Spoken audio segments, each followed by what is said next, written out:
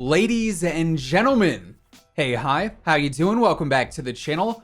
Over the course of Warzone's lifespan so far, we've seen a lot of pretty strong weapons and some pretty dominant loadouts, including this season where we've got quite a few solid Modern Warfare weapons and quite a few solid Cold War weapons that can make for just some absolutely insane loadouts that are gonna fry all day, every day. So today, we're revving up the fryers. We are looking at the most overpowered and the most dominant loadouts that we currently have here in Warzone.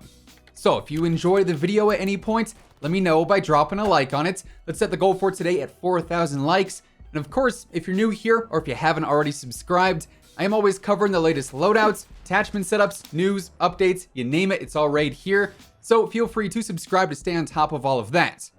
Now, when it comes to the best of the best in Warzone right now, you can't go without mentioning the AMAX and the MAC-10.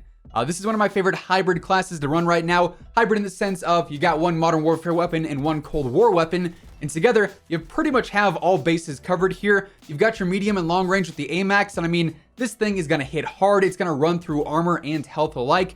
Then up close, you've got the MAC-10, which is perfect for rushing into any buildings or pushing any close quarters fights. Like I said, you're gonna be able to engage in pretty much any type of fight here, and you can do it confidently knowing you've got two of the best guns in the game in your loadout. Factor in some stopping power there too. That's just a swift GG. Enemies aren't gonna stand a chance against these weapons in situations like that.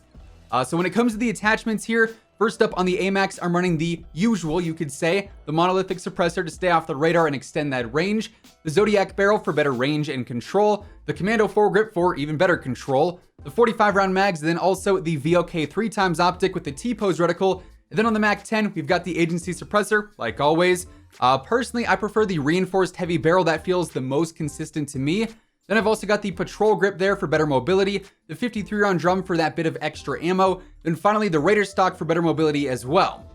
Now, for the perks and equipment, you guys know the drill here. This is the same on all of my classes. We've got EOD, Overkill, and Amped. I do grab restock through that second loadout though, because I've got the Semtex and the stuns on there, which makes pushing enemies and just engaging any close or medium range fights so much easier. Now, next up we have what is probably the single most dominant and quote unquote overpowered loadout in the entire game right now. It's the AUG and the FFAR. And I mean, if you're trying to dive into Verdansk and drop as many kills as possible, this is the loadout you'll probably want to be using. The AUG has medium range locked down right now. I mean, the fire rate and the TTK make this thing a force to be reckoned with in any decently ranged fight. And the FFAR brings the heat in those close and closer medium range fights as well.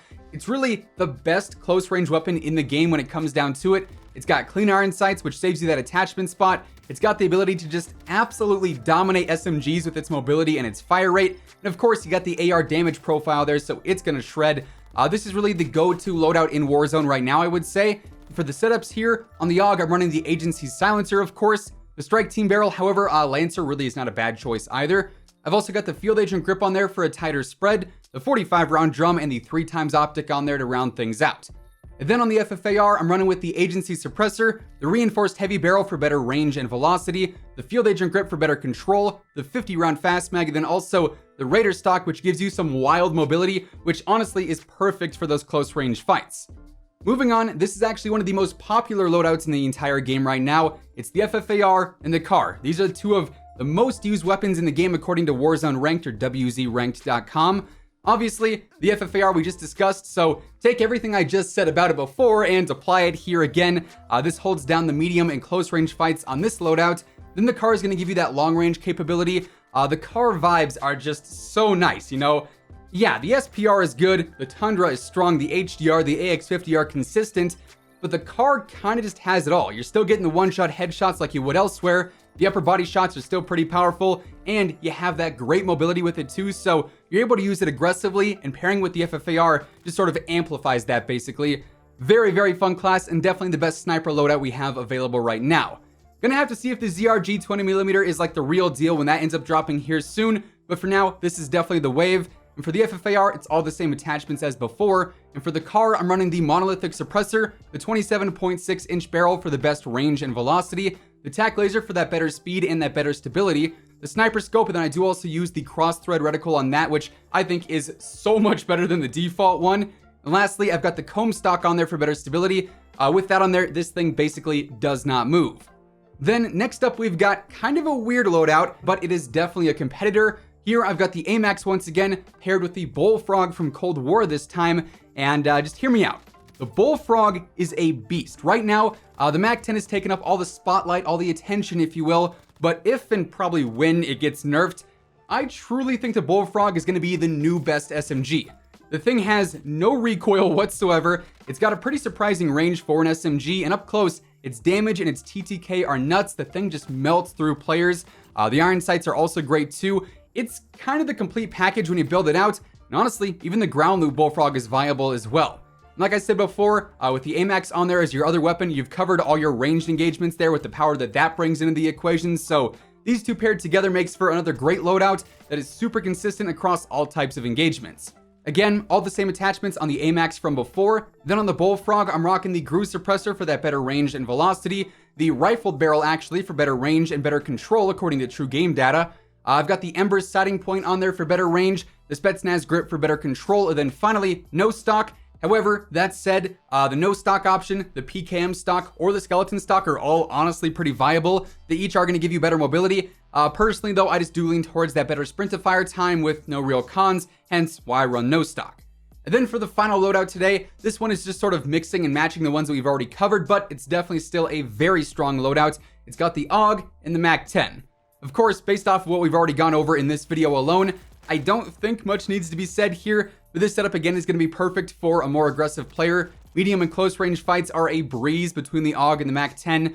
This is actually one of the setups that I am the most confident with, just because at a range, I know the 2 to 3 burst knock is going to come into play via the AUG.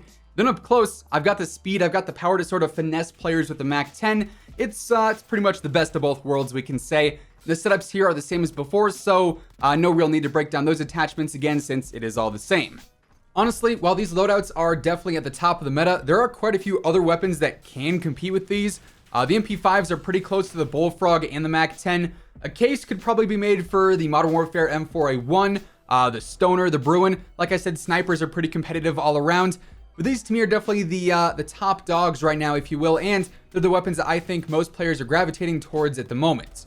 But yeah, there you have it. With all of that being said, those are the most overpowered and the most dominant loadouts to use right now in Warzone, and that's going to wrap things up for today.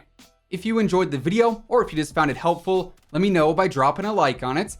And of course, if you're new here and you want to stay up to date with the latest Call of Duty news, intel, updates, loadouts, and pretty much everything else in between, this is the place to be. So feel free to subscribe with your notifications turned on. That way you'll always know whenever I upload a new video. As always, if you want to check out any of my partners, be sure to use code IMMORTAL for a discount on all Scuff, G Fuel, and Control Freak products. The links for all those can be found down in the description below. But once again, thanks so much for tuning in, and until next time, take it easy, have an awesome rest of your day, and I'll catch you guys later. Peace out.